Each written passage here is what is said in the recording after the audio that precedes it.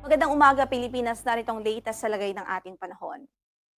Isa ng ganap na bagyo ang minomonitor nating low pressure area sa kanlurang bahagi ng extreme northern Luzon at nabuo po ito kaninang alas 2 ng madaling araw. Binigyan natin ito ng local name na Tropical Depression Bising.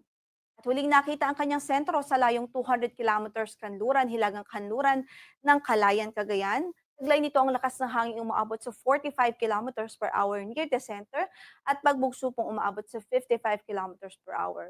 Kumikilos ito patimog kanluran sa bilis na 20 kilometers per hour. Tropical Depression Bising ay direktang nakakaapekto po ngayon sa malaking bahagi ng Northern Luzon, lalong-lalo na nga dito sa northwestern portion ng Ilocos Norte at western portion ng Babuyan Islands kung saan inaasahan natin sa araw na ito ay maulap ang papaurin, ulan ang magiging panahon at may tsansa ng pagbugso-bugsong hangin dahil nga po sa bagyong Bising.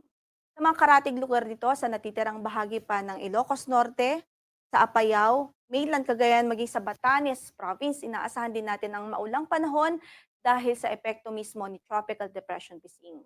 Maliban dito sa bagyo ay meron pa po tayong southwest monsoon o habagat na nakakaapekto pa sa natitirang bahagi ng ating bansa. Kung kaya't sa natitirang bahagi ng Luzon, inaasahan pa rin natin ang maulang panahon sa araw na ito, gayon din sa halos buong Visayas, epekto naman po ito ng habagat. Sa latest track po na ipinalabas po natin, ukol nga kay Tropical Depression Bising. In the next 12 hours, nakikita po natin na generally ay pakanluran ang kanyang pagkilos at posibleng lumabas din po ito ng ating area of responsibility ngayong araw. Pagkatapos ay bahagya po ito magre-recurve o liliko, pahilagang silangan ulit. So posible po ang re-entry o muling pagbalik po nito o muling pagpasok sa loob ng ating area of responsibility sa western section ng ating area of responsibility. At beyond the 24-hour forecast period, mataas po ang uncertainty sa ngayon. So may chance po na yung track niya ay pumunta po sa kanlurang bahagi ng Taiwan o lumapit pa po ito sa extreme northern Luzon such as sa Batanes, kung kaya't hindi natin inaalis ang tsansa ng pag-raise ng signal o pagtataas ng signal na pwedeng umawat sa signal number 2 sa Batanes Province. Ang nakikita din po natin based sa ating forecast, posible pong pinakamataas niyang abutin na category ay tropical storm category. Kaugnay dito, nakataas ang signal number 1 sa northwestern portion ng Ilocos Norte at sa western portion ng Babuyan Islands, kung saan ay inaasahan natin ang minimal to minor threat to life and property o posible ang minimal to minor threat to life and property dahil sa lakas ng hangin na dulot po nito o sa lakas ng hangin na dala ni Tropical Depression Bising. Naasahan natin na slightly stronger din yung mga pagbugso ng hangin dito sa coastal areas at mountainous areas.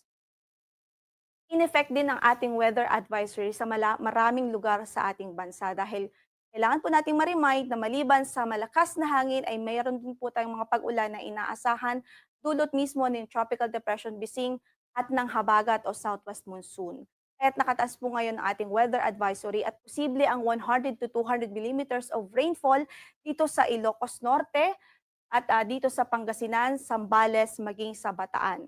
Samantalang posible naman ang 50 to 100 millimeters of rainfall sa Cagayan Province, Batanes, Apayao, sa Abra, Kalinga, Mountain Province, Ifugao, La Union, sa Benguet, Tarlac, Pampanga, Bulacan, Metro Manila, Cavite, Rizal at Laguna, maging sa Batangas at Occidental Mindoro.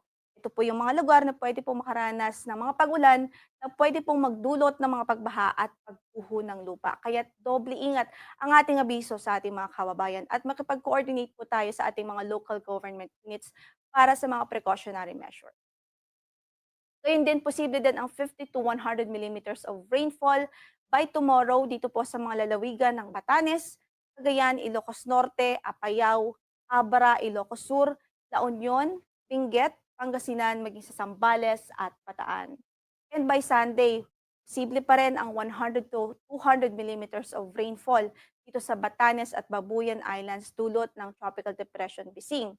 At posible ang 50 to 100 millimeters of rainfall sa Ilocos Norte, Ilocos Sur, La Union at maging sa Pangasinan, dulot naman, most likely ay dulot po ito ng habagat o southwest monsoon.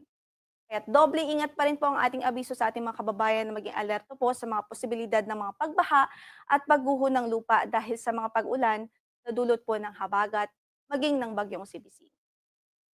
So, i-reiterate lang po natin ang ating forecast, general forecast for today sa buong bansa. Meron po tayong signal dito sa northwestern portion ng Ilocos Norte at western portion ng Babuyan Islands.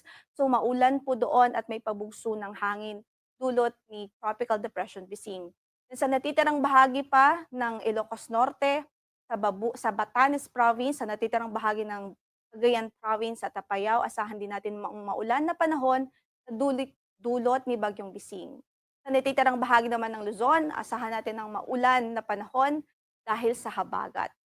Para sa pagtayo ng ating, temperatura dito sa Kamaynilaan, puwede pong umabot from 24 to 29 degrees Celsius, gayon din sa Tuguegarao City at Lawag City. Sa Baguio ay 16 to 22 degrees Celsius ang puwedeng maging agwat ng temperatura, habang sa Legazpi City ay 26 to 30 degrees Celsius. Sa Tagaytay ay 23 to 27 degrees Celsius, habang sa Puerto Princesa po ay 25 to 31 degrees Celsius. Sa Kabisayaan naman, maulan din po tayo doon sa araw na ito dahil na rin sa epekto ng habagat o southwest monsoon. 26 to 30 degrees Celsius ang magiging agwat ng temperatura sa Tacloban, 26 to 32 degrees Celsius sa Cebu at 25 to 32 degrees Celsius naman sa Iloilo City. Sa Mindanao ay naasahan din natin ang mga pag-ulan dito sa Dinagat Islands at Surigao del Norte, epekto din po ng habagat. At para sa pagtayo ng ating temperatura, sa Cagayan de Oro ay 24 to 32 degrees Celsius, 25 to 32 degrees Celsius sa Davao City at 24 to 32 34 degrees Celsius sa Zamboanga City. Sa natitirang bahagi ng Mindanao, posible po ang mga localized thunderstorms, lalong-lalo na sa hapon at gabi. Para naman po sa lagay ng ating karagatan, pwede pong umabot o pwede maging maalon ang ating karagatan dito sa northern at western section ng Luzon dahil nga po sa habagat at meron din po tayong weather disturbance dito sa extreme northern Luzon. Then sa natitirang bahagi pa ng ating kalupaan ay banayan hanggang sa katamtaman ang magiging pag-alon ng kondisyon ng karagatan. Ang sunrise natin for today is 5:32 in the morning. Lulubog ang araw mamaya sa ganap na 6:30 ng gabi. Ito po si Lori de la Cruz Magalicia. Magandang araw po.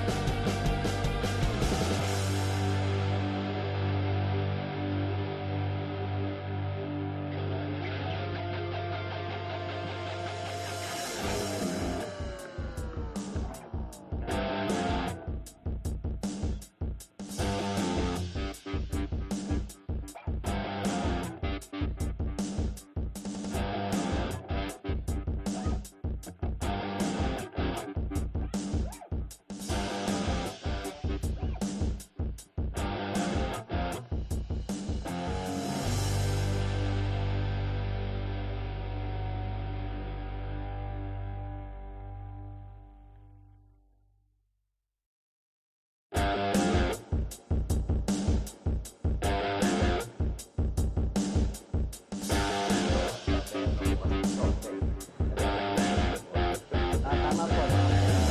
Magandang umaga po sa lahat ng mga viewers po natin. And yesterday po, immediately po after nung oath-taking po namin, sa minadali po ng ating bagong mayor, Mayor John Lasatin, na nag-proceed po kami sa City Hall, and then thereafter, together with 10 councilors po ng 20th Sangguniang and yours truly, napag-usapan po nga namin po no, yung in relation dun sa kanyang speech during the oath-taking, yung pong pagsuspinde ng environmental fee ordinance na kung saan po immediately after the meeting, nagpirma na po ang ating alkalde through Executive Order 001, no? For the suspension of the payment of environmental fee. Among other things po, yung executive order na yun, binibigyan po ng direksyon ang mga water providers po sa buong Angeles na ipahinto muna po, no, yung paniningil po ng tinatawag po nating septage or environmental fee. And then thereafter po, ine-endorse po ng ating alkalde sa Sangguniang, of course, as the presiding officer, na ma-review po muli, no, yung nasabing ordinansa at para po talakayin, no, through series of consultations and hearing and committee hearings po, no. Ito po yung pinakasusi dito sa magiging proseso based po dun sa in-endorse po ng ating alkalde, no, sa Sangguniang, na kailangan po magkaroon po ng malawakang consultations sa mga stakeholders po natin, Sir Paulo, no? Among others po, yung, of course, yung mga water providers, yung pong mga homeowners association, yung pong mga associations po ng mga commercial establishments or business sector, and lahat po ng mga kailangan pong i-invite, no?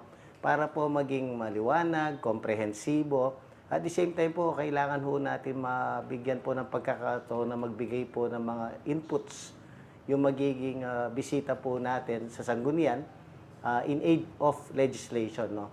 Basically, Sir Paulo, yung pinaka-dynamics po dito dun sa executive and legislative agenda po natin patungkol dito, in the end po magawa ho natin yung akmang version no magiging amended ordinance po dito para po, of course, maging compliant din po tayo dun sa Clean Water Act.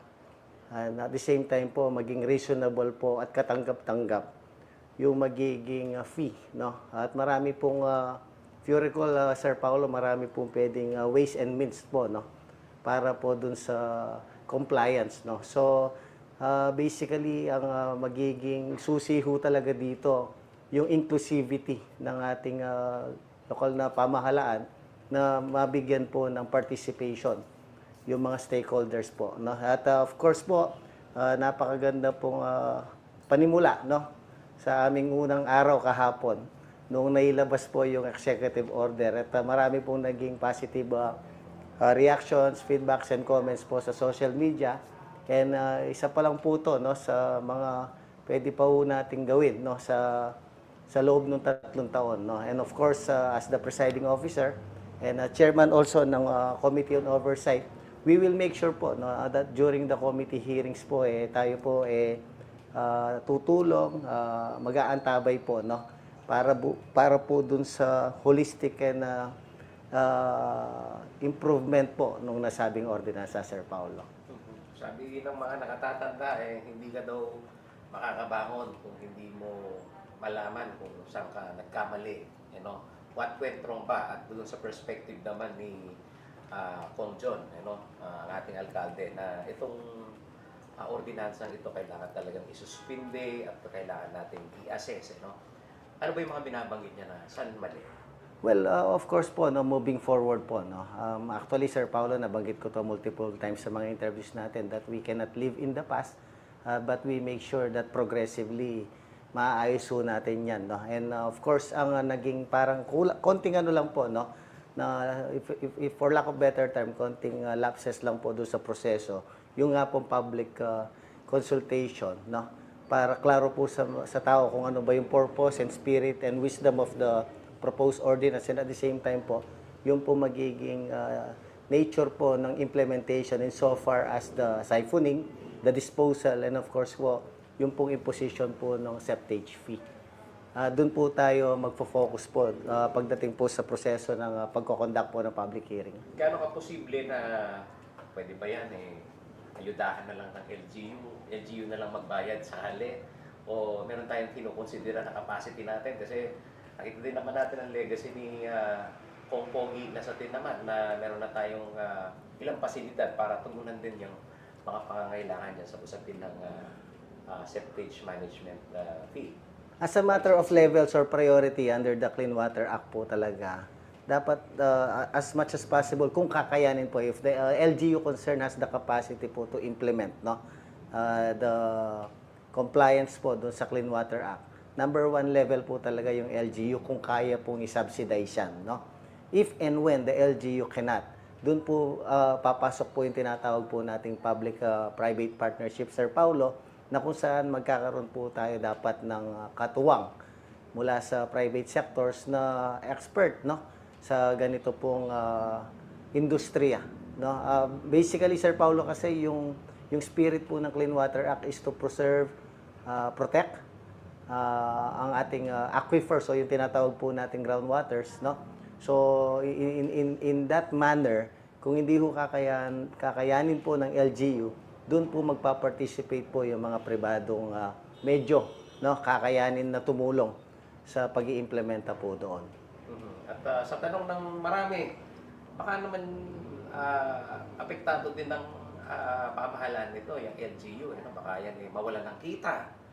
Sa ganung perspektiba, na pinakikituhan natin, okay, yung concern ng mga mamayan na ito mawawalan na sa dagdag na pasanin nila. Paano naman yung may mawawalan bang kita ang LGU dito? As a matter of fact po, wala, no. The intention really is the implementation of the Clean Water Act, no? Patungkol po to dun sa environmental aspect ng ating aquifers, no. Hindi ho to tungkol kung kikita ba ang LGU or not. In fact po, yung executive order po talaga niyan, nakafocus po tayo dun sa pagre-revisit, pagsasaayos, making sure na compliant lang po ang LGU. There is no aspect in the ordinance or the amended ordinance na gagawin po natin patungkol po dun sa whether or not mayroon pong income na magge-generate ang LGU dan. For the record, Sir Paulo, wala po. Wala po.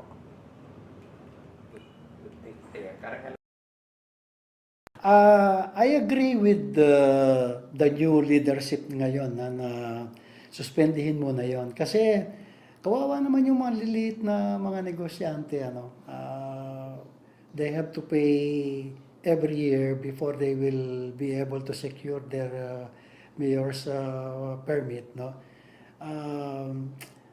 Yung iba natataasan doon sa fee. Sana meron kang choice, no? At least 2 o 3 man lang yung mga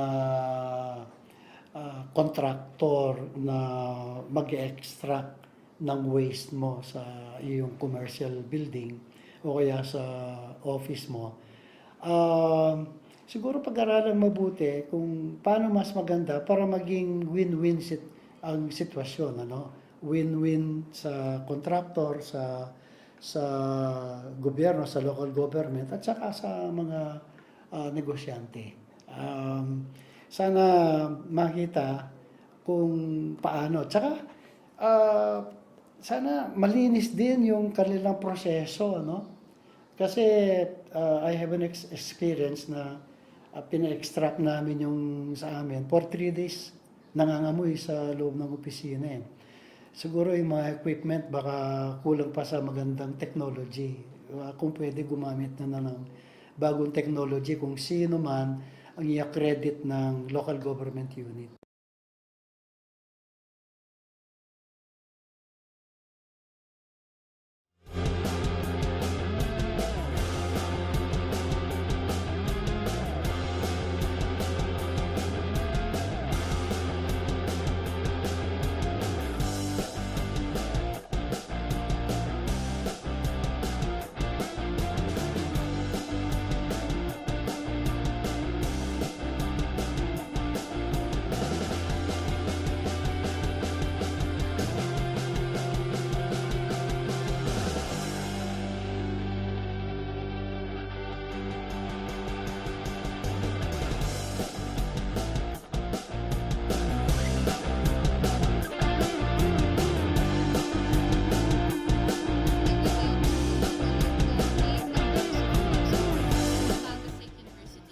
Sabi ko nga kanina, kung narinig mo yung speech ko, is not the name, di ba? Don Honorio Ventura State University. Kung saan tayo ngayon will remain as Don Honorio Ventura State University Campus. At yung Pampanga State University, alam mo naman, a sense of, pagkapampangan ka, kailangan saan ka graduate, di ba? Pampanga State University. At originally, during the time of memorial, Pampanga naman talaga. Pampanga College of Arts and Trade yata yun, di ba? Talagang Pampanga. Pero nagpapasalamat ako kay Don Honorio Ventura sa kanyang tulong dito sa eskwelahan. May benefits po ba? Parang meron po bang mga subsidy na matatanggap yung Pampanga State University? Ngayon, Pampanga State University na siya talaga. I think so. Nasa batas po yan. Pero renaming lang naman yan. Palagay ko pareho lang naman eh. Di ba? Pero yung branding as Pampanga State University. Punta ka ng Bulacan, may Bulacan State University kasi. Punta kang Pangasinan, may Pangasinan State University. Punta kang Tarlac, may Tarlac State University. Di ba? Pampanga. Of course, Dubs, maraming salamat. Pero iba yung Pampanga State University. Why push po personally for the renaming of DABSU? Well, sense of belonging. Alam mo, pagkapampangan ka eh. Alam mo, Pampanga State University. Saan ka graduate? Pampanga State University. Parang pag sinabi mo yung Pampanga, you are a Kapampangan. You are a true-blooded Kapampangan. One last question po. Message niyo po para sa mga students na nag-aaral sa Pampanga State University. Mag-aaral po tayo ng mabuti. Nandito po ako. This is my last term.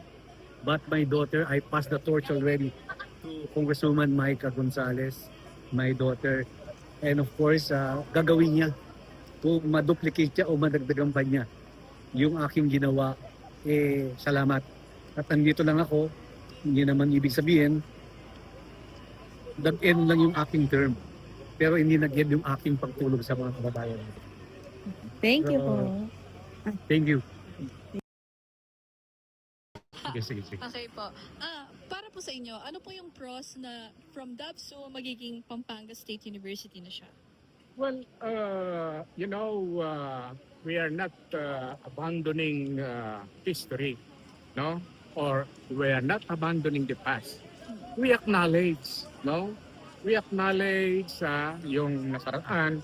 Of course, if we are eyeing for the future, if you are trying to forecast something beneficial for the future, no? Of course, we have to take back what happened in the past and what is happening at present, which would serve as basis in charting your destiny, in charting the future. We are doing this for the next generation, no? President, hindi po ba kayo mahihirapan na ipakilala ulit yung DABSU as Pampanga State University? Hindi naman siguro. Kasi nire-retain namin ang Bacolor Campus at saka nakalagay formerly Don Honorio Ventura State University. So after a couple of months, when that will be discarded, ilalagay namin Don Honorio Ventura Campus as the main campus of the Pampanga State University. One last question po. Ano po yung magiging hakbang nyo ng DABSU, ng buong community ng DABSU, para mapalitan siya talaga at ma-recognize na talaga siya fully as Pampanga State University po? Well, of course, wala namang kaming gagawin mga drastic changes, no? Pakonti-konti na lang ang gagawin namin leading to our target, no? But there will be no drastic changes.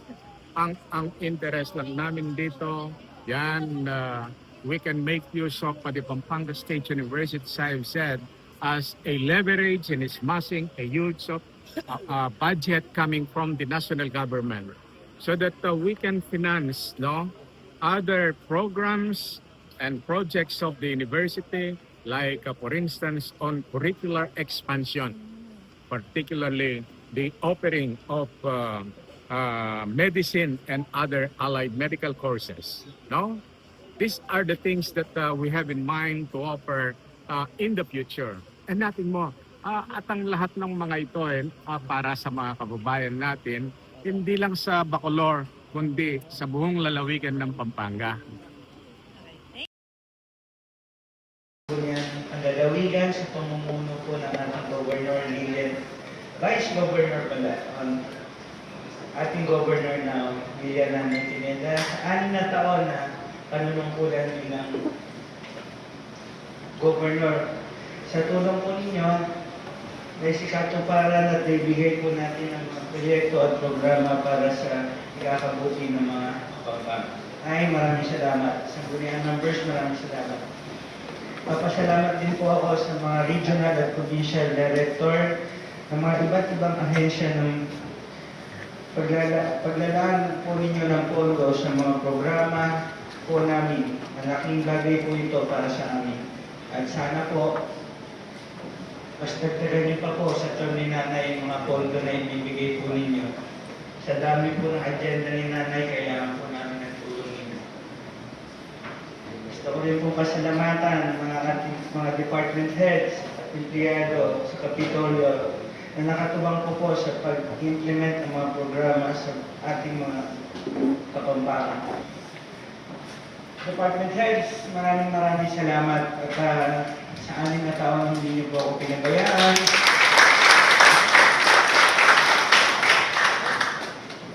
Sa 6 na taon, wala naman po ako naging kaso, maging malinis po ang kwenta ng pera ng Kapitolyo.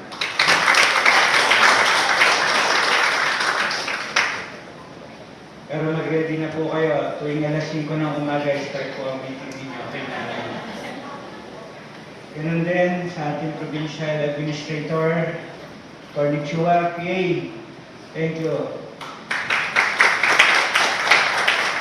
Make sure na lahat ng pipirmahan ko safe tayo at walang magiging kaso. Salamat kayo.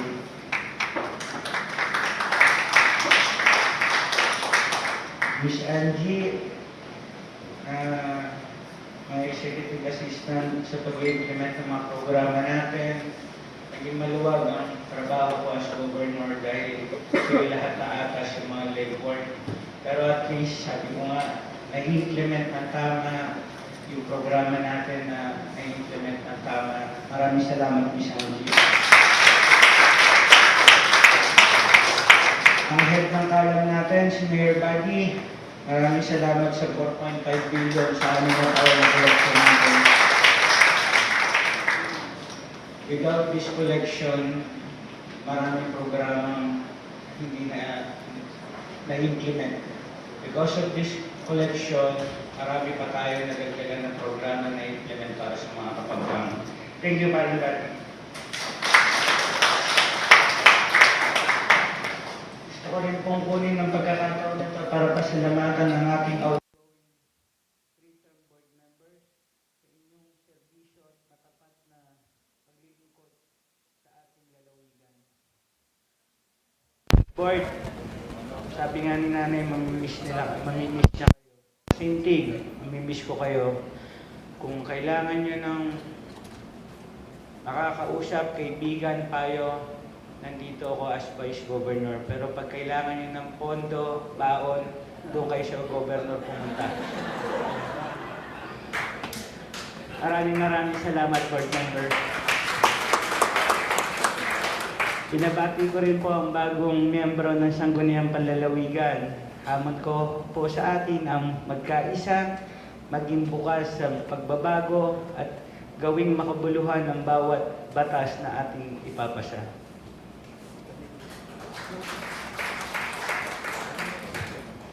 At bilang tugon sa malinaw na direksyon ng ating mahal na Governor, Nanay, asahan po ninyo na ang Sangguniang Panlalawigan ay susuporta sa mga priority agenda na binanggit ng ating Governor. Lalong-lalo na sa kalusugan, seguridad sa pagkain, edukasyon, hanap buhay, agrikultura, pangangalaga sa ating kalikasan, kahandaan sa kalamidad, kapakanan ng mga kabataan at sectoral group, at pagpapatili ng kapayapaan at kalusugan. Sisiguraduhin po namin na mayroon pong karapatang legislative measure at budget allocation ng mga ito upang matiyak at mabilis, maayos na epektibong pagpapatupad ng mga programa para sa mga kapampangan. Sa ngalan po ng Bagong Sangguniang Panlalawigan, kami po ay nangangako na tuloy-tuloy na serbisyo na may dangal, pagkakaisa, tungo sa isang maunlad at masaganang Pampanga. Muli, maraming salamat po.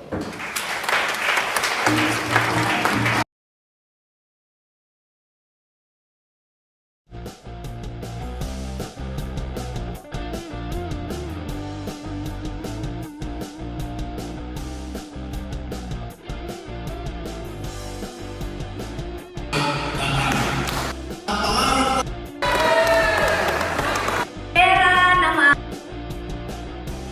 Meryabit kayong banderitas at balloons ang limong piyesta. Pegluan nyoreng speakers you at den alwa menagkilala pang sound system at karaoke ang timong birthday party. Kasaya tamo pong kasaya itamo Fernandinos. Mi katerakan, mi kakantahan, at migkulitan kindalan. Perang dagyo po ing boses yu. Hili sa kye po ing panyambot, abungan ing panalan. Mula sa ugat, mula sa inventory system, palalakasin natin ang procurement process. At sisiguraduhin natin walang RHU ang mauubusan ng gamot. Ayaw na po natin ng Fernandinong uuwi na bigo o hindi nakakatanggap ng tulong. At tulad ng kalusugan, ang edukasyon po ay pundasyon ng kinabukasan. Kaya ngayong bagong yugto ng ating serbisyo, isusulong na natin ang Kayabe Shoes Project. Magbibigay po tayo ng about 45,000 rubber shoes para sa ating mga ECCD learners at grade school pupils sa public schools. At syempre, hindi po natin kakalimutan ang ating mga estudyante sa City College. May sorpresa rin po para sa inyo. Hintayin niyo po ang design. Alam ko po, sa paningin ng iba, simpleng proyekto lang ito. Pero sa isang batang nangangarap, ang isang pares ng sapatos ay maaaring maging tulay tungo sa mas maliwanag na bukas. Para sa mga magulang, ito'y malaking kabawasan na rin sa gastusin. Pera na maaaring mailaan sa mga school supplies o pagkain.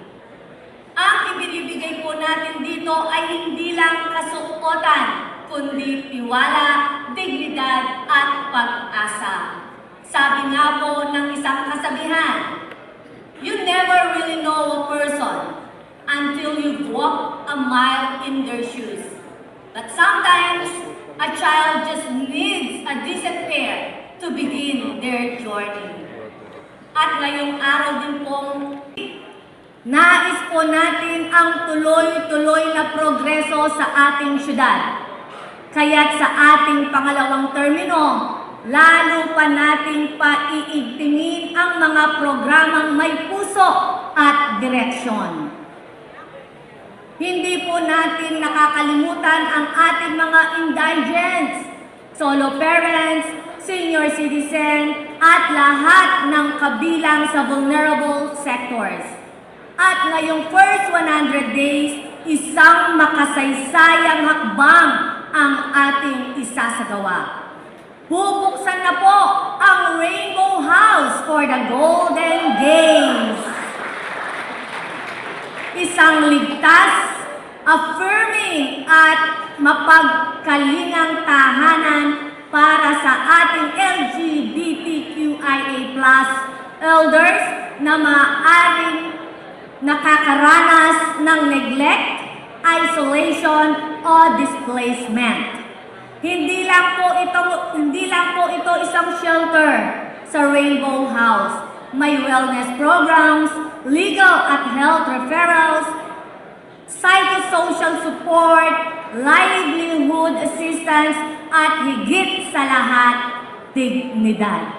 Kaya't patuloy nating bubuin at palalakasin ang mga sectoral councils para sa kabataan, kababaihan, PWDs, LGBTQIA+, MSGC at iba pa. Bawat tinig ay mahalaga. Bawat ideya ay may puwang.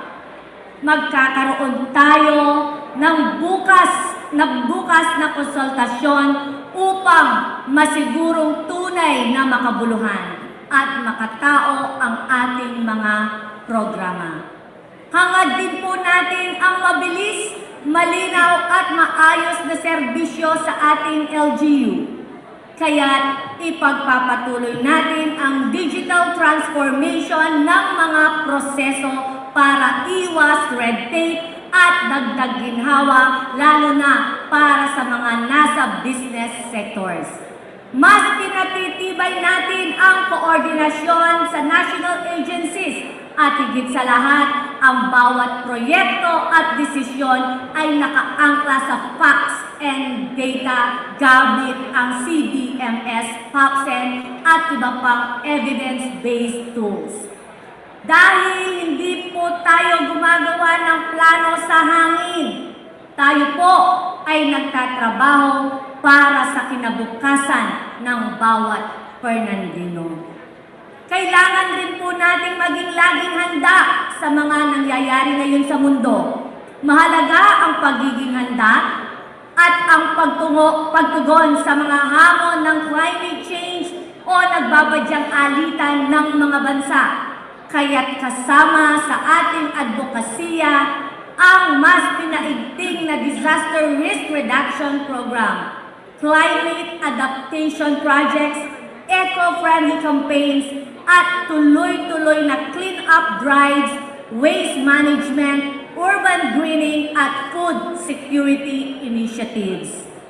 Maglalagay po tayo ng solar energy systems sa piling pasilidad ng pamahalang lungsod. Layunin po natin na gawing mas episyente, matipid at makakalikasan ang ating serbisyong publiko. Sa paggamit ng renewable energy, hindi lang po tayo nakakatipid sa gastusin, kundi tumutugon din tayo sa hamon ng climate change.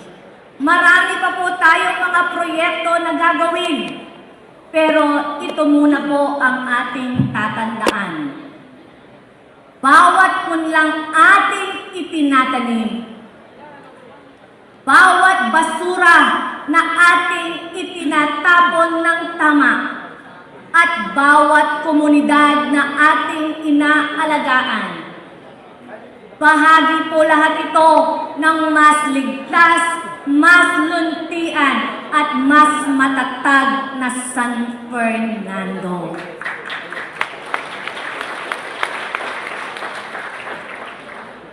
Bilang pangwakas, mga minamahal kong Fernandino, sa bawat kanto ng syudad, sa bawat pintong aking kinatok, sa bawat palad na aking hinawakan, ramdam ko ang bigat ng pag-asa sa inyong mga mata. Ramdam ko ang panalangin ninyo na sana sa kabila ng lahat, manalo ang pagmamahal. Ang laban natin ay hindi naging madali. Hindi ito naging tahimik. Hindi ito ligtas. At lalong hindi ito magaan. Nabugbog po tayo sa salita. Nilamon tayo ng panghuhusga. At aaminin ko po, may mga gabi po na tinatanong ko ang aking sarili, kaya ko pa ba? Pero sa bawat panahong nagkakaroon ako ng mga doubts, bigla kong naaalala na may isang matanda pong humawak sa kamay ko at nagsabing, Mayor, laban mo, pangadida ka. May kabataang lumapit at yumakap sa akin at bulong ng puso niya'y malinaw. Kayo po ang pag-asa namin. Kaya, kayo po ang dahilan kung bakit ako narito ngayon. Hindi po dahil sa apelido ko. Hindi dahil sa politika. Kundi dahil sa tiwala ninyo. Na ang pamahalaan ay pwedeng maging makatao. Na ang serbisyo ay pwedeng maging totoo. Na ang leader ay pwedeng maging ina. Hindi po ito panalo ni Mayor Vilma Valle Caluag. Ito ay tagumpay ng bawat pamilyang Fernandino.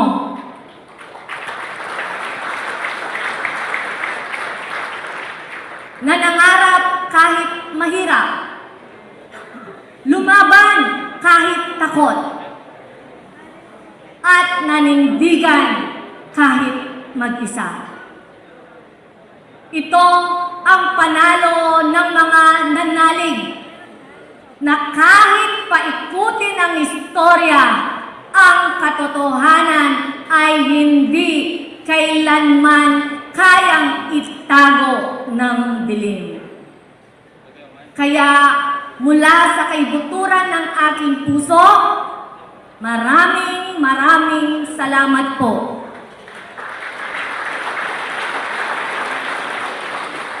Salamat sa inyong paninindigan na mas matibay kaysa sa intriga. Salamat sa inyong panalangin na mas makapangyarihan kaysa paninira.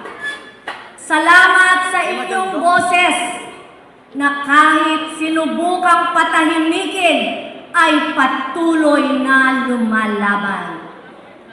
Ngayon pong simula na ang ating bagong yugto. Nananawagan po ako, hindi bilang alkalde, kundi bilang ina ng lungsod ng San Fernando. Huwag po tayong bibitiw sa isa't isa. Mas lalo po tayong maghawak kamay. Mas lalong palalimin ang malasakit. Dahil ang tunay na pamumuno ay hindi nasusukat sa taas ng pwesto, kundi sa lalim ng pagmamahal sa mga taong pinaglilingkuran. Ang tunay na pagbabago ay hindi nag-uugat sa pera, kapangyarihan o posisyon. Ito ay nag-uugat sa paglilingkod na hindi napapagod sa pagmamahal, na hindi nagsasawa, at sa pananampalatayang buo sa kabila ng gulo. Sa bawat hakbang nating tatahakin pa, kasama po ninyo ako sa bawat barangay, sa bawat pamilya, sa bawat pangarap. At kung hiniram man ako ng isang makasaysayang kataga mula kay Ninoy Aquino, the Filipino is worth dying for. Hayaan niyong idagdag ko ang aking paninindigan bilang ina ng siyudad. The Fernandino is worth serving for, worth fighting for, and yes, worth dying for. Mabuhay ang mga Fernandino. Dakal at dakal pong salamat, kaluguran da kayungan po. Masibay mas masigan na palakpakan para ikagalang-galang. Natalagang kaburyana ng napagkanan ng Panginoon na ilala na ang peki para kaya ngayon. Walit alam ang sabihin ko palagi, at yung lalapit at makilala ko kayo. Lindam ko kay sarili ko na dapat nilasugit. Inawas na ako ng Ginoo, Kuya Santana, para baka dito makapanandabi ang kong balin. Sabi ko din palagi, isusabihan ko din anak ko maragulang puso. Maragulang puso, manugot ka rin kalupang tao. Di na anak ang kagiwan, kabiasnan. At di na anak ang dakala kakilala na malyaring alapitan para baka dito pasawag tayo kaya katambalin, ang pore kaya katamang kabalin. Binyen ang kaya katamang ka. Anyaya ko ngayon nilarap ko kaya kayo bilang darap ng dito ngayon. Eh kung sapat, inamanong malyaring sabihin kaya kayo kabalin. Kingiwa yung anak ko, talagang pepakot yung tunay lugot. Talagang tunay masabal at pamagtiwala. Makanya ko kung makanyan at daramdaman yan eh. Anya po ako malupalis palagi sa sabihan at magbayo. Anya kaya po niya kung lalapit ko kayo hanggang yan, mahirap kong garap na ako nagkakal ng balen at igpaning balen. Turinan ka po pong pamilya. Kung pamustan, hindi magkasakit kayo. Bilang hikmayo kayo ng balen, yan kasalukuyan. Nung nanintindan niyo, ay niya na kung lalapit kayo. Allah ko kung biguan kayo. Allah ko kung biguan kayo. Gana-gana kung dito nyo kanako ni Malpugin, kanako hasbuk. Ikapugya gana-gana na iba. Paninayin nyo. Paninayin nyo. At ang taong mapilanpang yan ang kanitiwala at minwala ka na. Reka to, payabot ko na naman karelo. Kaluguran ko na naman.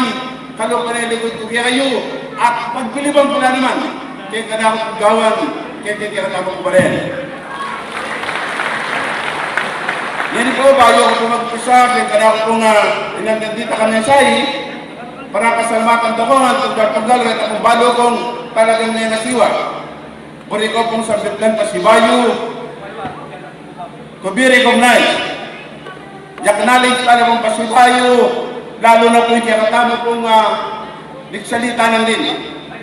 Yan po tao ini, betong kepo ka rin talagang dinawi na taong maya, taong maganaka, at karapat-dapat tingnan naman pagkasalang posisyon. Betong kepong kaluguran, betong kepong boss, at yan po, betong tayang ganap as senador. Anyang muna yung diling pagkakatamo, kaya katamo pong lugar, kaya taking San Roque. Pakilala kaya kung kayo distos na rin yung dakal, kilala yun eh. Pero edad po balot, kalayo tayo, kalaki ang kamampangan. Ipumpe nga rin na. Kaya tiya po pampanga, kaya niya po disod. At ipumpe nga rin na lalaki, hindi niya po tarlak. Anya, tunay po kamampangan, at tunay tayo po kalayi, kaya hindi kamampangan. Ipuntaw ngayon ni, sinabi ko kayo kanito. Kaya pakilala kayo, sabi ko pin, tayo, karine, uling kapilan mo, kaya nakakit ko kayo, gawang makarine.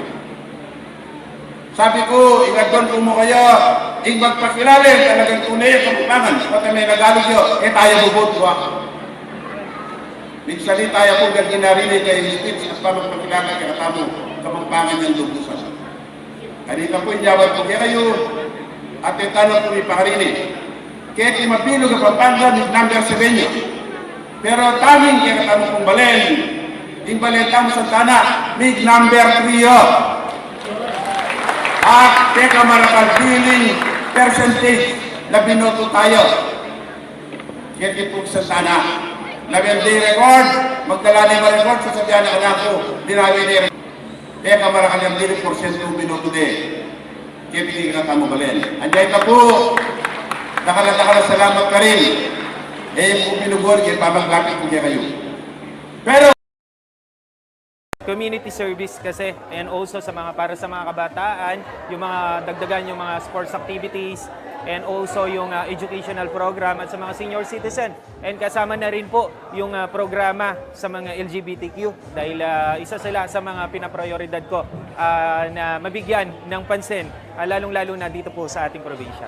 So, as a doctor, and syempre, bago lang po sa politics, ang primary concern po natin and goal is is yung better healthcare system para po sa Pampanga. So from the capital, mas maganda talaga na bumaba tayo. Nandun tayo sa barangay level, sa grassroots, para mas maabot natin kung ano po yung kailangan ng mga Kapampangan. Lalo na po, syempre ako, mga taga 4 distrito.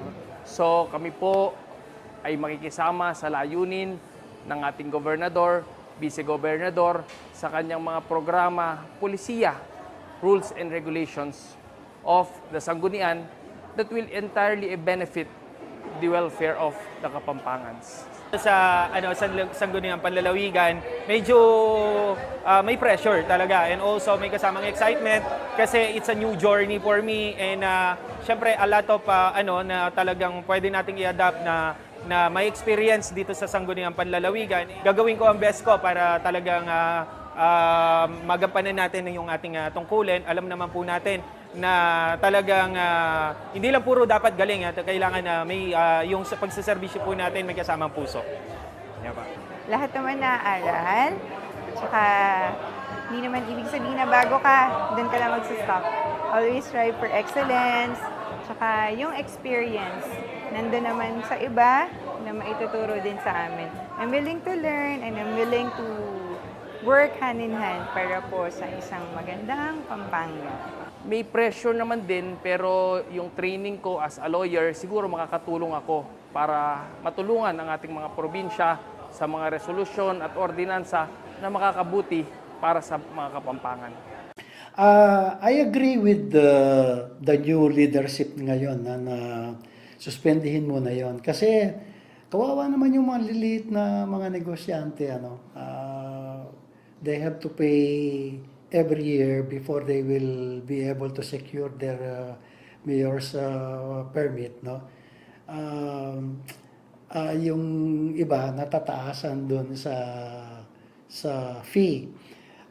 Sana meron kang choice, no? At least 2 o 3 man lang yung mga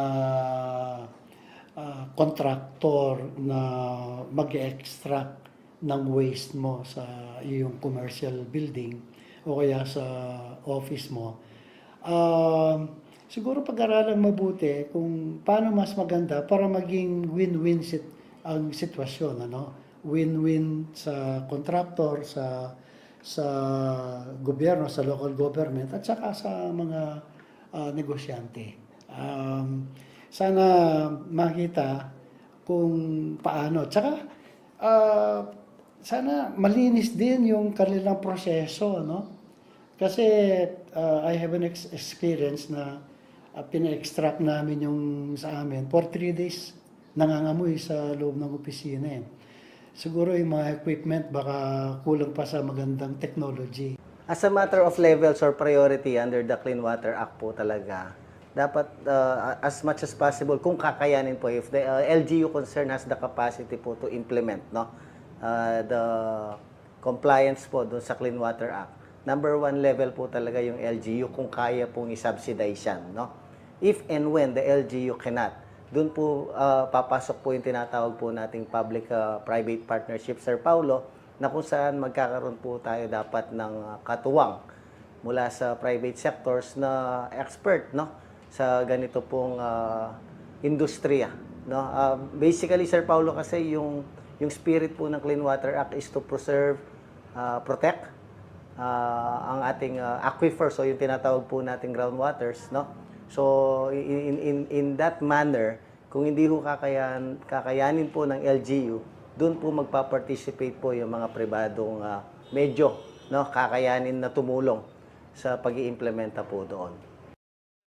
Siyempre, muna-muna sa masangking organisasyon, pitiyan ko lang rin yung ganang department heads, nung naning akakit kong kulang, nung naning akit kong problema, iyang talagang piso-pasopan tamo. At itang agyuminggawan ngan, siyempre, i-priority ko. Lalo yung pa-priority tamo kayo. Number 1, yung basura. Basura, pa-priority kayo, yung kailangan dapat lingon ng tamang yan, yung mga problema tangin kasalukuyan. Number 2, in traffic. In traffic, di lang tayang muna mga oras para may din yung solusyon. And then, kalupadaretang ospital at eskwela na talagang palagi kong sabihan ng programa. Then, lalakaran ko na rin. Donate na akong gabon in Department of Health, baka nita pinadiran din yung budget. Kung hindi ka makapag-donate gabon, area din ang budget. Yan, ipasahop ko, karin kaya katamong kinaukulan. Well, unang-una sa ngalan ng Clark Development Corporation, kami ay bumabati kay Mayor Geld, kay Vice Mayor, sa bagong mga nakatalaga at re-elected na councilors, at sa mamamayan ng Mabalacat. Napakaganda ng inyong inauguration. On the second point, nilahad ni Mayor ang programa para sa Mabalacat sa kanyang panunungkulan. At ito ay nakita natin kung gaano kadetalyado, kung gaano ka-identified, kung impactful programs.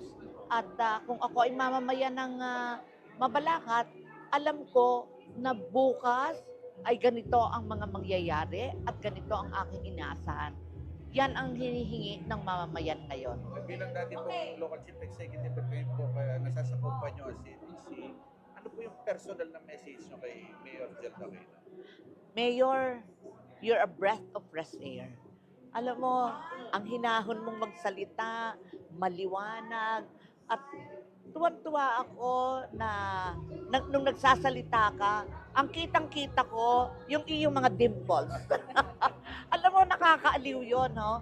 Nakakaligaya ng tao. So, pero beyond the dimples, nakita naman natin ang iyong program of governance. So, alam ko na matibay ang paniniwala ng mga mamamayan, ng Mabalacat, at ng mga ng lalawigan ng Pampanga, at kaming mga kapitbahay mo na maganda ang mangyayari, at sana tanggapin mo na kami, ang Clark Development Corporation, ay isa ninyong partner. Thank you. Anong tawag po doon? Culinary capital. Alam niyo, maraming lumapit po sa amin. Sabi nila, kung alam niyo, sa buong Pilipinas, napakaraming magaling magluto. O nga po sabi ko. Pero tingin ko, isa sa magaling magluto, ang mga Kapampangan. Kaya tayo, kung hindi man natin nakuha ang titulong yon, this would be a culinary heartland of Pampanga.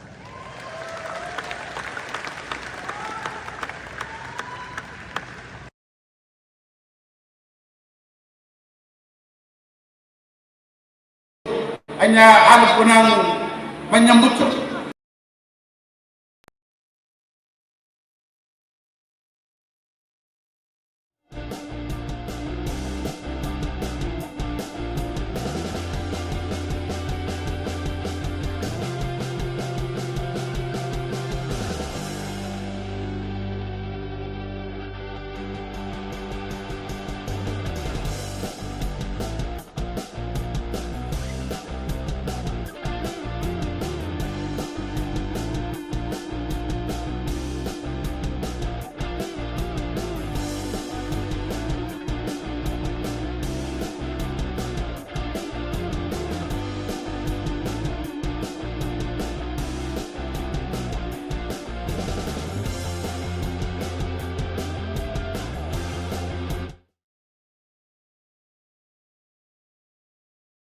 Amin. Sana umabot ito at meron ako kasing SOCMED na meron akong executive order.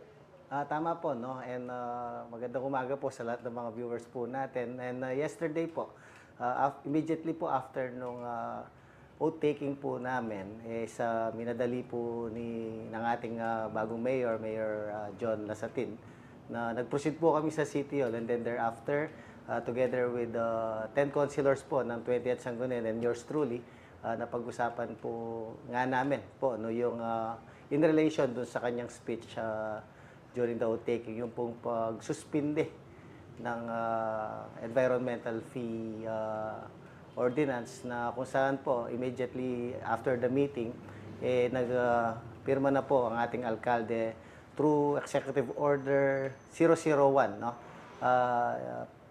for the suspension of the payment of environmental fee.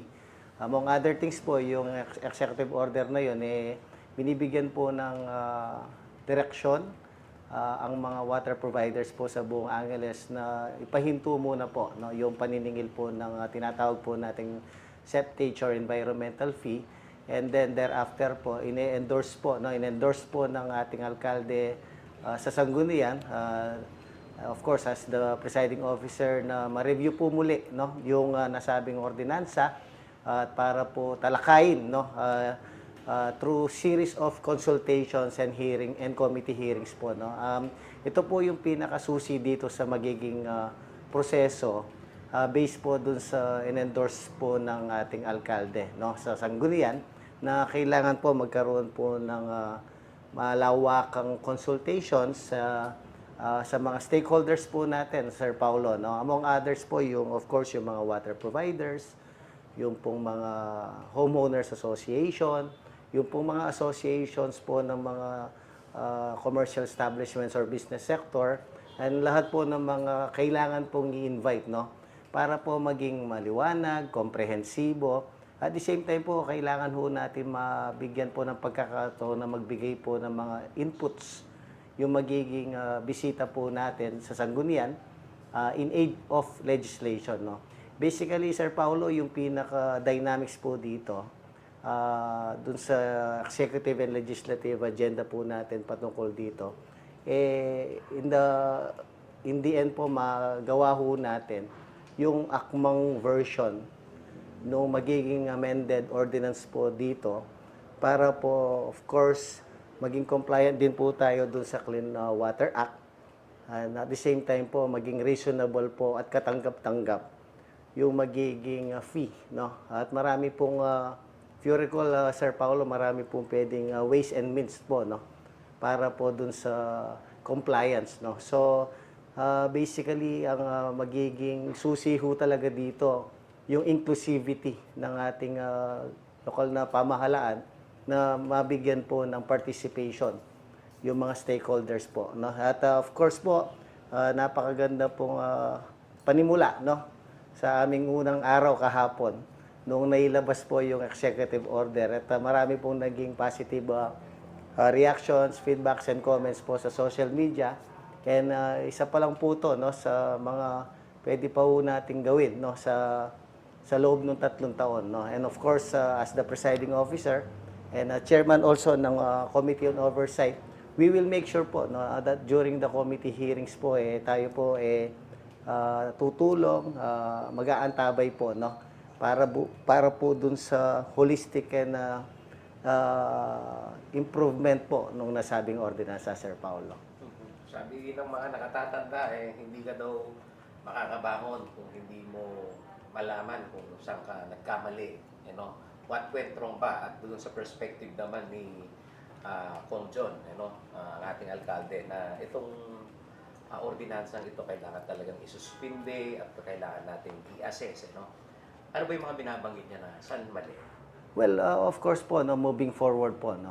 Actually, Sir Paulo, nabanggit ko to multiple times sa mga interviews natin that we cannot live in the past, but we make sure that progressively maayos po natin yan. And of course, ang naging parang konting lang po, na if for lack of better term, konting lapses lang po doon sa proseso, yung nga pong public consultation, para klaro po sa tao kung ano ba yung purpose and spirit and wisdom of the proposed ordinance, and at the same time po, yung po magiging nature po ng implementation in so far as the siphoning, the disposal, and of course po, yung pong imposition po ng septage fee.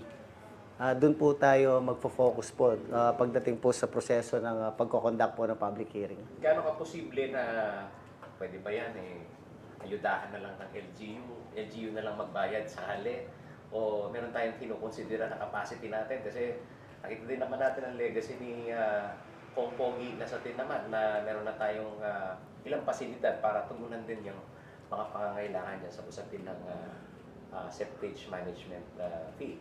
As a matter of levels or priority under the Clean Water Act po talaga, dapat as much as possible, kung kakayanin po, if the LGU concern has the capacity po to implement the compliance po doon sa Clean Water Act, number one level po talaga yung LGU kung kaya pong i-subsidize yan, no? If and when the LGU cannot, doon po papasok po yung tinatawag po nating public-private partnership, Sir Paulo, na kung saan magkakaroon po tayo dapat ng katuwang mula sa private sectors na expert, no, sa ganito pong industriya, no. Basically, Sir Paulo, kasi yung spirit po ng Clean Water Act is to preserve, protect ang ating aquifers, o yung tinatawag po nating groundwaters, no. So in that manner, kung hindi ho kakayanin po ng LGU, doon po magpa-participate po yung mga pribadong medyo, no, kakayanin na tumulong sa pag-iimplementa po doon. At sa tanong ng marami, baka naman apektado din ng pamahalaan nito, yung LGU, baka yan mawalan ng kita. Sa ganung perspektiba, na pinakikituhan natin, okay, yung concern ng mga mamayan na ito mawawalan na sa dagdag na pasanin nila. Kaya paano naman yung may mawawalan bang kita ang LGU dito? As a matter of fact po, wala, no. The intention really is the implementation of the Clean Water Act, no? Patungkol po to dun sa environmental aspect ng ating aquifers, no. Hindi ho to tungkol kung kikita ba ang LGU or not. In fact po, yung executive order po talaga niyan, nakafocus po tayo dun sa pagre-revisit, pagsasaayos, making sure na compliant lang po ang LGU. There is no aspect in the ordinance or the amended ordinance na gagawin po natin patungkol po dun sa whether or not mayroon pong income na magge-generate ang LGU dan. For the record, Sir Paulo, wala po. Wala po.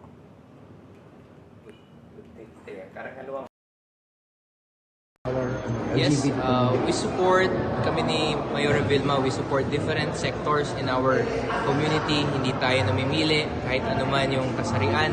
At itong programa ng ating City Mayor, isa lang po itong patunay na sa pagsuporta namin sa LGBT community and that we respect everyone. Love wins, ika nga.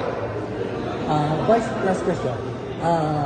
How would you rate the legislative sessions more transparent? Will be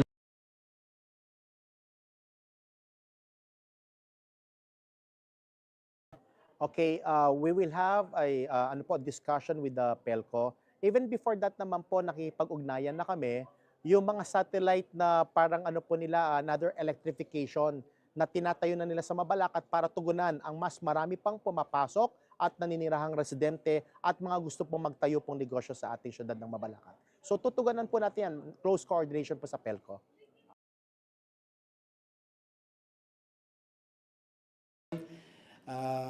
I wish him na sana mapapaganda pa niya yung paggobyerno dito sa Angeles. Remember, ako ang corporate center ko nasa Angeles no? Masaya naman kami at in fact kahit na yung unang mayor nag-perform naman ng mabuti, kaya it's up to him now na pakita niya na magaling din siya na bilang isang Lasatin, pamilyang Lasatin, na magaling din siyang mag-deliver ng mga pangangailangan ng mga Angeleño. In-expect namin yun. Nakikita naman natin sa kanya na maganda ang approach niya. Sa tingin namin sa local government, kasi galing siya sa legislative nasa executive siya ngayon. Hopefully, maganda ang kanyang ibibigay na pag-serbisyo sa mga Angeleño. May ka-continuity karetang may suspended project ko itang ka na akong motor pool, itang ka na akong public cemetery isundo na lang kanyan at itang ka na akong daratang 100 millions but kang senior deputy speaker na yan, congressman doon ako pa kang incoming congresswoman kang Congresswoman Mike, atin lang bigyan sing 100 millions ka na. Kanita yung duduro tayo ni King Kabalenan. Itang kayang papaspatutingan, iba't papadinan King Carbon Gutter, padinis core and drainage. Kasi malapit din kaon. Kanita, ang po pa rin street lights, ang gaking ESN. Papadinan po rin. Kung mabilo mga Kabalenan, kanita, sumala naman yung kaya kaming munisipyo.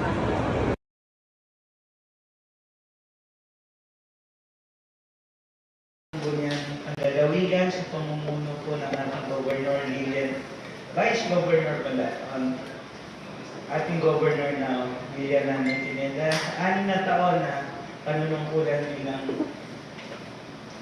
Governor. Sa tulong po ninyo, may sikatuparan at naibigay po natin ang mga proyekto at programa para sa ikakabuti ng mga kapampangan. Ay, maraming salamat. Sa Sangguniang Numbers, maraming salamat. Papasalamat din po ako sa mga regional at provincial director ng mga iba't ibang ahensya ng paglalaan po ninyo ng pondo sa mga programa po namin. Malaking bagay po ito para sa amin. At sana po, mas dagdagan niyo pa po sa term ni Nanay yung mga pondo na ibibigay po ninyo. Sa dami po ng agenda ni Nanay, kailangan po namin ng tulong ninyo.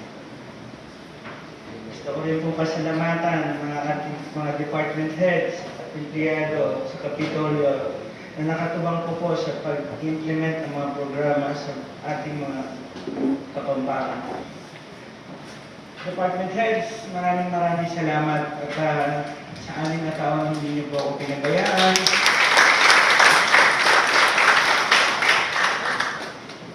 Sa 6 na taon, wala naman po ako naging kaso, maging malinis po ang kwenta ng pera ng Kapitolyo.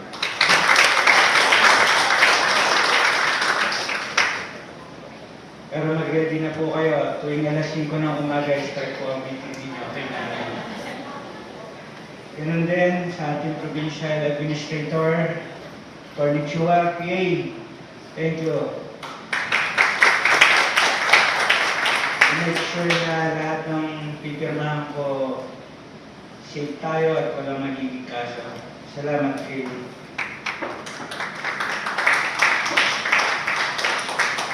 Miss Angie,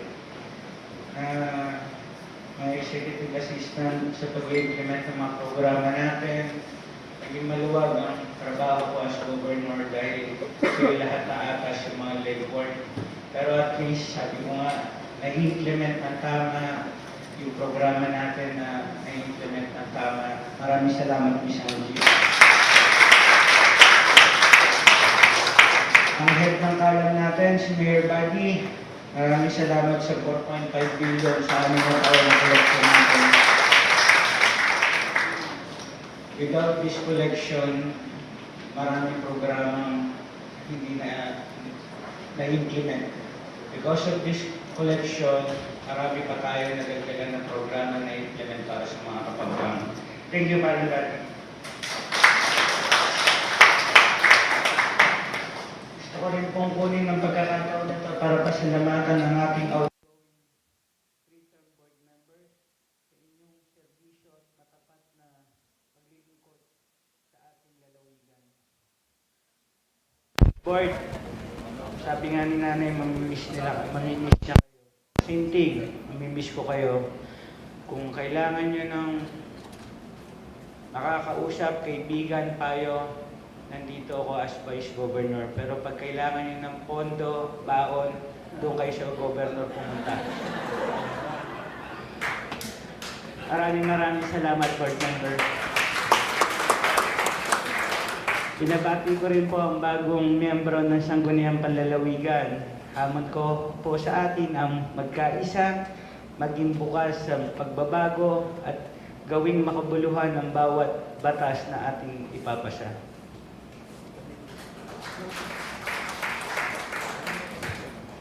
At bilang tugon sa malinaw na direksyon ng ating mahal na Governor, Nanay, asahan po ninyo na ang Sangguniang Panlalawigan ay susuporta sa mga priority agenda na binanggit ng ating Governor.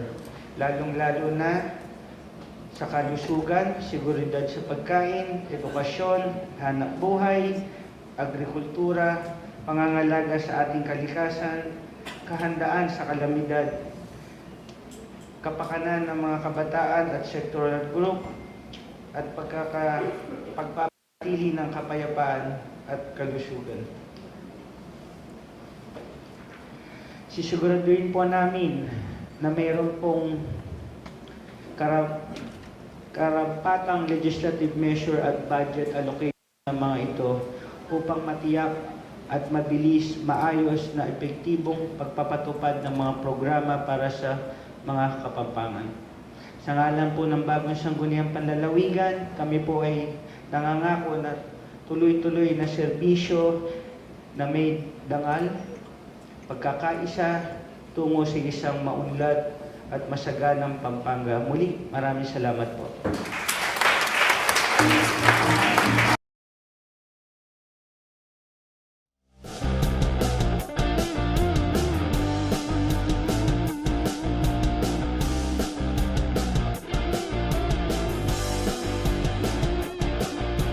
Para kinmasanting nga para sana ng balian magalang.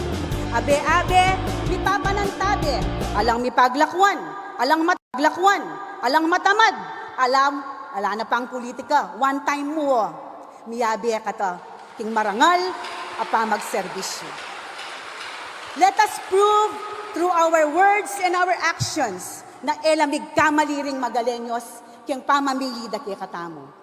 Di ng tamong dangal ing pamangobyerno king magalang. Alang mi panira, alang mi pamatikos, alang maglaram. One time mo, maging sincero at tapat tamo para king lugod tamo king balen magalang. And being your mayor, I stand with you, not above you, because real leadership is not about power, it is about people.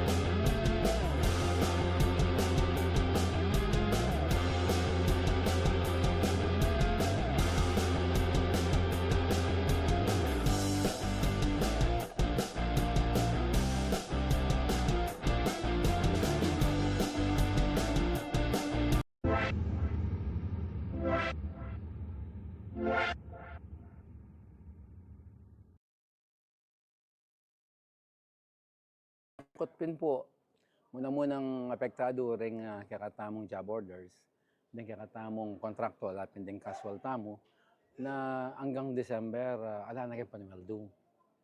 Nung dahilan, may po balo, pero ako po may gagana ka, mag-umpisaya po kini, yung transparency, nung atin pong minyamantala, karetang milabasan administrasyon, king kabana po ng bayan, tagalan at tagalan nila pong Attorney General Kinuren. Ingigid po katang transition, may napnap po.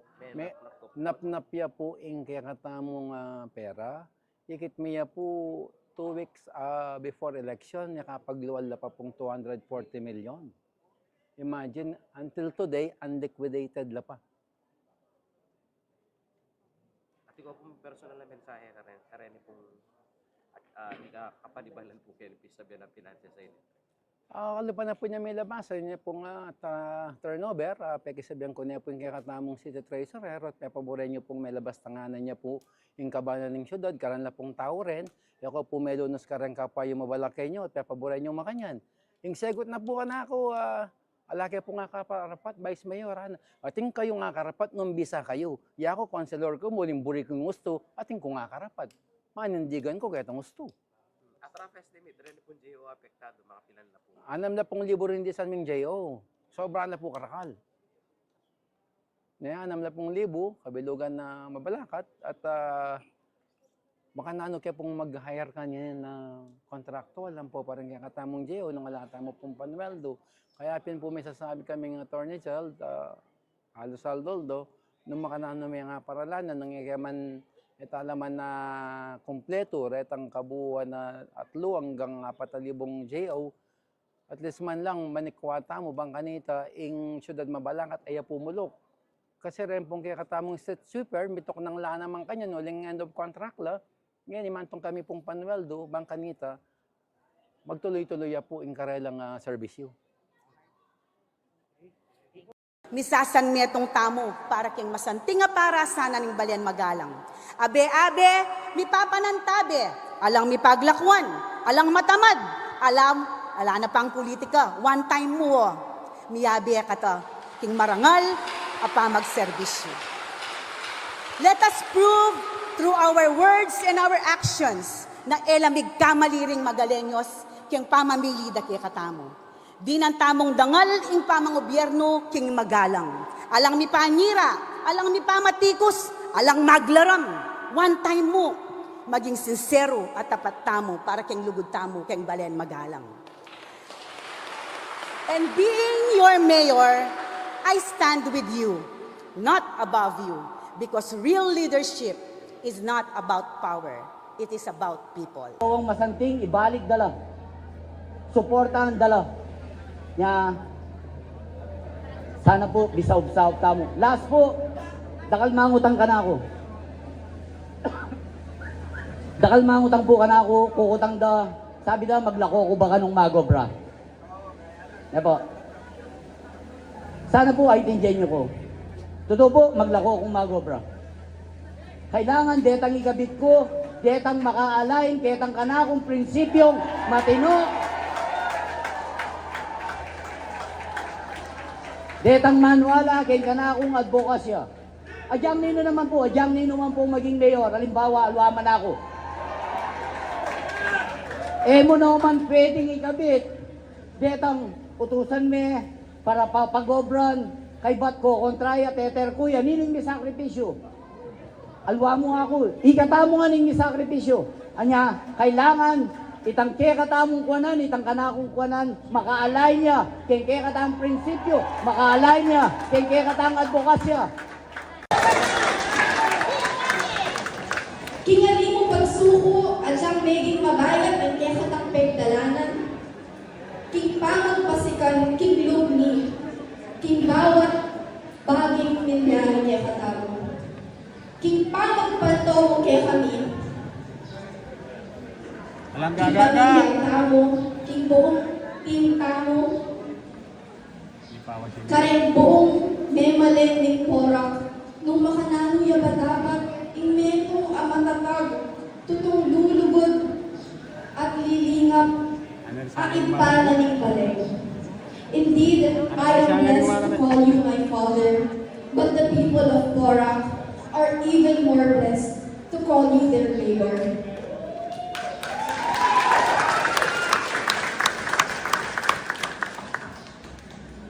And to my mom, na lagi nga sumukin behind the scenes na Ngayon na po ang opisyal na unang araw ng ating second term.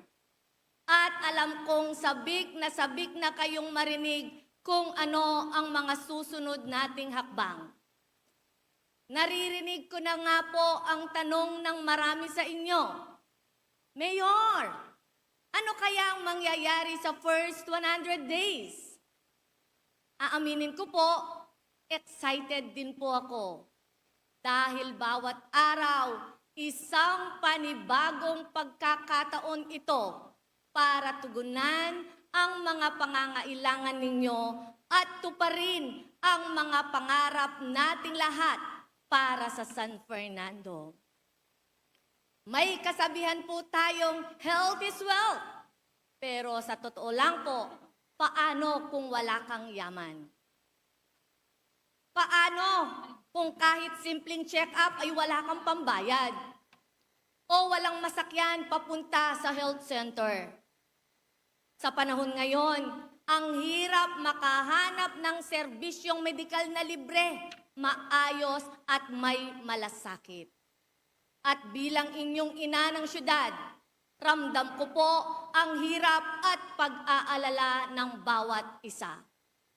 Kaya naman, isa sa mga pangunahing tututukan natin ay ang pagbibigay ng maayos, abot kaya at tunay na serbisyong medikal para sa bawat Fernandino. Ang una nating magandang balita sa tulong ni Congresswoman Mika Gonzales at ng ating mahal na SDS, Congressman Dong Gonzales. Ang una nating magandang balita, groundbreaking na po soon ang ating City People's Hospital. Po, lahat ng bagay ay may simula, no? Ay ang simula na yan, ang pagtatrabahuhan natin, kasama ang buong mga opisyalis ng Sanggunian. Nandito po kasama po natin si Councilor Dr. Stephen Aurelio, yung mga councilors and Vice Mayor Jun Castro, kasama po lahat ng mga kawanin ng gobyerno para yung mga gusto nating isakatuparan na programa at proyekto ay maibigay natin ng tunay at tapat para sa bawat Mabalakenyo.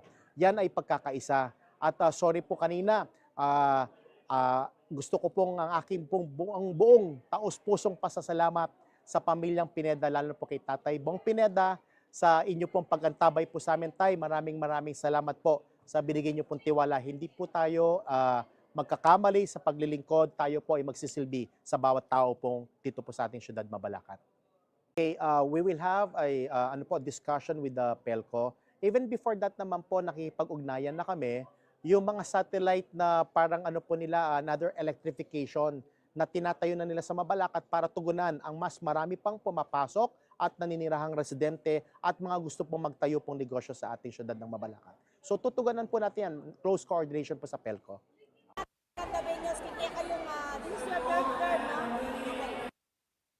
Akong pusin, yung hospital namin, ongoing pa, paakyat kami sa first level, yun ang pinaka-prioridad natin. Tapos, yung kakulangan ng mga school building sa Pampanga State University, na ngayon, umpisa namin by next month yung pangalawang building, at lakad pa kami ng mga additional buildings. Ang target natin, 10,000 college students ang target ko dito sa Candaba.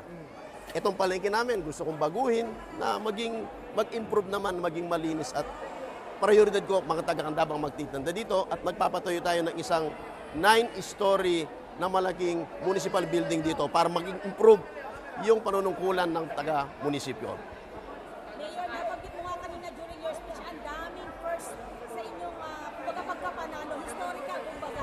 Mayor, ano nga asahan na paglangke ang iiwan mo na legasiya? Yun ang challenge akin ngayon na talagang inilagay kaisipan at puso na ang lahat ng gagawin ko ay yung magagamit ng panghabang panahon ng mga taga-Candabeño.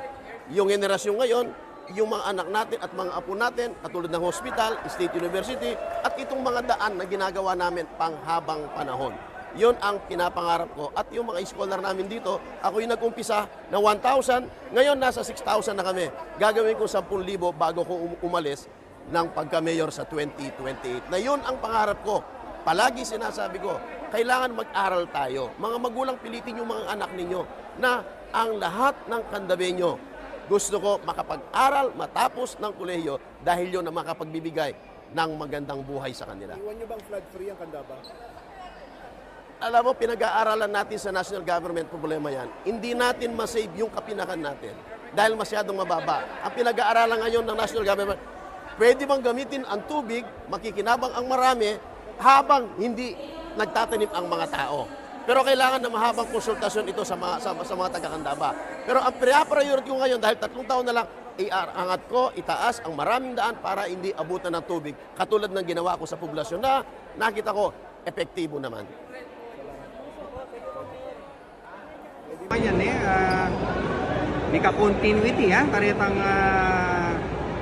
may suspended project ko kitang ka na akong motor pool, kitang ka na akong public cemetery may sundo na lang kanyan at itang ka na akong daratang 100 millions ba't kang senior deputy speaker ang congressman doon ako pa kang incoming congresswoman kang Congresswoman Mike, atin lang biniyat sing 100 millions ka na. Ang kanita yung dutur tayo ni King Kabalenan. Itang kayang papaspatutingan, iba, papadinan King Carbon Gutter, palinis core and drainage. Kasi malapit din kawang. Ang kanita, ang po parang street lights ang King ESN. Papadinan po rin. Kung mabilo mga Kabalenan, mga kanita, sumala naman yung kaya kaming munisipyo. Kapamilata na po ni Kakatang Congresswoman Maika, kay Pangulo, mag-groundbreaking na kami po. Reta pong ambulansya, reta pong District Hospital Tamo, i-Governor Nanay Bibi Pineda, po Vice Governor Dennis Delta Pineda. Kakasabi ko nila po, magbabala po kanyang ken July for inspection na po ng Bayong District Hospital. At deta po kaya katawang po mga senior citizen, local pension, dagdagan tala pa po karita, kailangan po bididinan na po ng local pension ng senior citizen tamo. Tapan ang mga negosyanteng pumapasok po sa atin. Kalingahin natin sila. Arugahin natin sila. Kasi sila ang patuloy na tumutulong sa atin. Sila ang patuloy na nagbabalangkas para mapaganda natin ang syudad ng Angeles. Tanggalin natin yan. Tanggalin natin korupsyon. Tanggalin natin yung pangungutong. Yung mga lagay na yan. Madali lang po ang sistema ng paggugobyerno. Kung meron kayong busilak na puso para maglingkod. Layo. Alam niyo, natatakot nga po ako. Dahil yung muntik na po tayong naging anong tawag po doon? Culinary capital. Alam niyo, maraming lumapit po sa amin. Sabi nila, kung alam niyo, sa buong Pilipinas, napakaraming magaling magluto. O nga po sabi ko. Pero tingin ko, isa sa magaling magluto, ang mga Kapampangan. Kaya tayo, kung hindi man natin nakuha ang titulong yon, this would be a culinary heartland of Pampanga.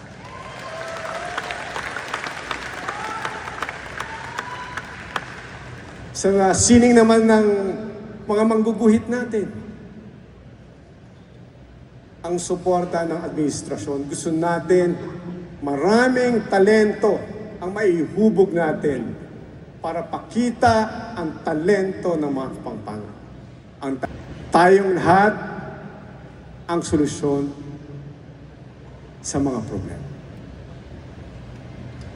Kailangan natin ng disiplina sa bawat isa. Kailangan natin, ang dami nating ayusin. Trapiko, kalusugan, edukasyon. basura. Kaya nga, nung kampanya ko naririnig nyo, nabuksan ang environmental fee. Lagi natin pinoproblema ang environmental fee. Sabi ko nga, hindi naman natin basta-basta matatanggal ito.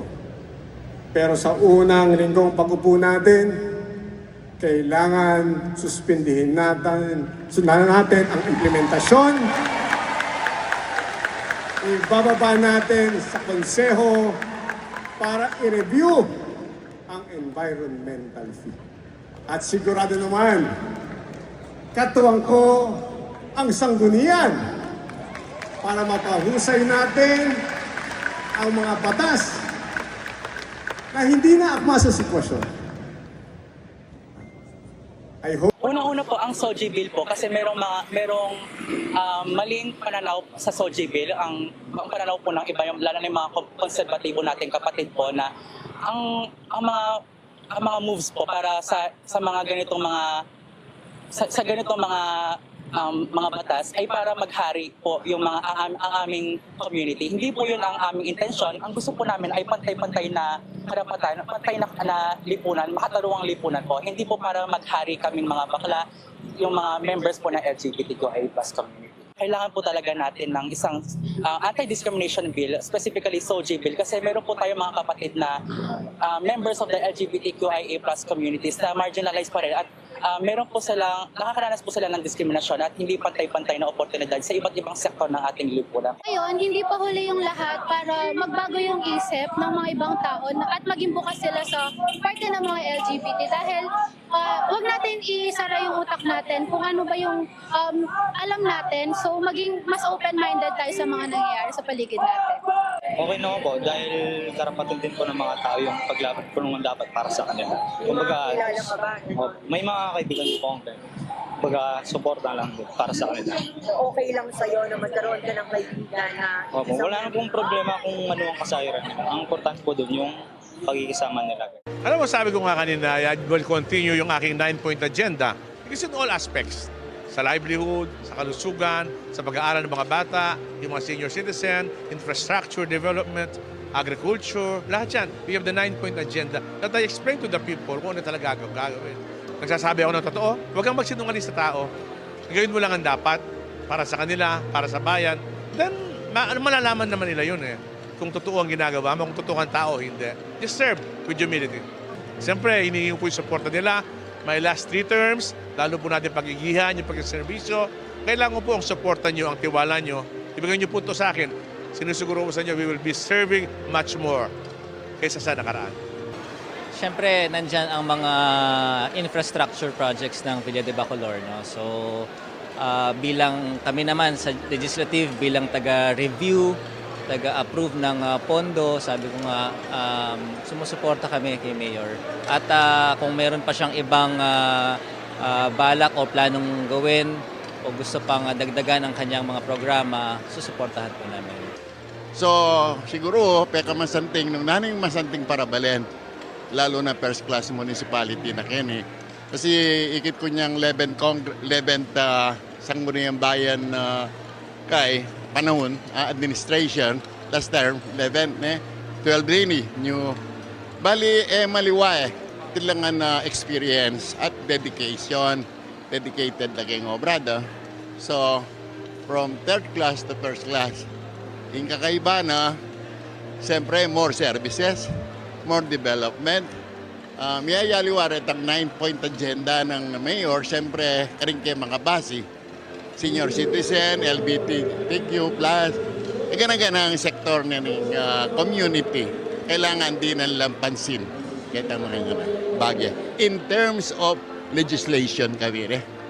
At so, kaya bagay mo na bilang anak, tumutok in sports, and maglingon ka rin kaya na kan, and po ang sana king health, matutukan mo rin, uling kaya kabalan mi atubalaon na resettlements, matutukan la rin uling tao la rin bakulod.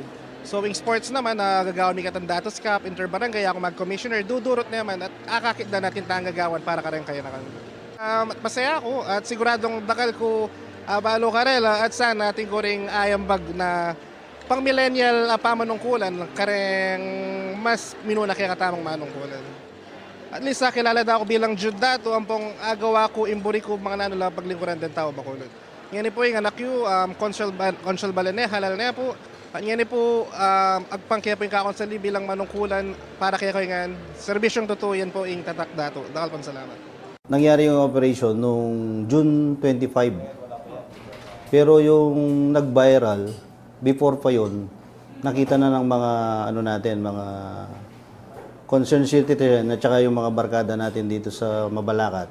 Tapos yun nga, kinuha yung attention natin. During the conduct ng background investigation, na-find out na involved nga siya sa drugs. Then nag-try nagkasa kami ng operation which turned out positive na nangyari noong June 25, 10 p.m. ng gabi. Then during the operation, nung pagka-bypass sa kanya, merong dalawa doon na scorer. Kaya naging 3 po yung uli namin nung gabi na yun.